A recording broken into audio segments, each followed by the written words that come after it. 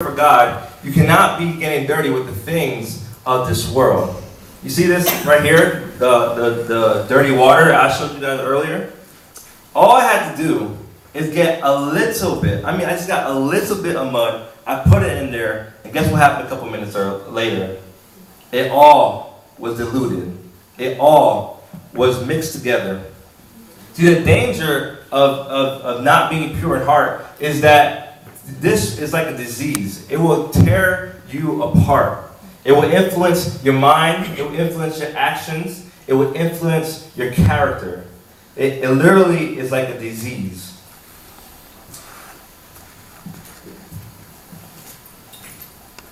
Now, so imagine that. Judas betrays Jesus. He is now mixed with the world. But yet we have this hope. Blessed are the pure in heart, for they shall see God. I love the way the Message Bible puts it, if you can put it on the screen. You're blessed when you get your inside world, your mind and your heart put right. You notice that? It's put right. Then you can see God on the outside world. See, in biblical times, the heart was the very center of a person. If you want to know what a person's like, you will see what things would flow out from their heart, which is a lot different from today, isn't it? Today, if you want to see what a person's like, what do you look at? The car they drive, the money they have, everything external. Well, in biblical times, it was all about the heart. See, God cares about what's going on in the inside before the outside. Because once He changes the inside, the outside will change because of that. One problem that we all have is a marshmallow problem. One problem that we all have is a marshmallow problem. We all have this tendency to want to sin. Now, I want you to imagine that over here is purity and over here is impurity. You have a decision to make. And for some reason, we have this tendency to just want to move to this side.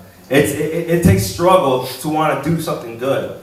So what is your motivation? What keeps you going? What is behind your actions, your motives? And when you play sports, do you play it just to beat everybody else? Or do you play it just to get better?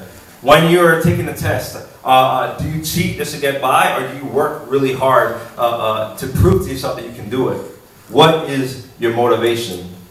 You see, in order to be pure, we must first be purified. In order to be pure, we must first be purified. And a reward to being pure is that you will see God on the outside world. See, those who are impure, they don't care about what's going on the outside. They don't care about seeing God. But when you're pure in heart, you will see God working. You will see Him doing things in your life, doing things to other people's life. Right now, I want to ask the greeters to pass out the cards if you guys have it. I want you to raise your hand if you don't have one of these cards.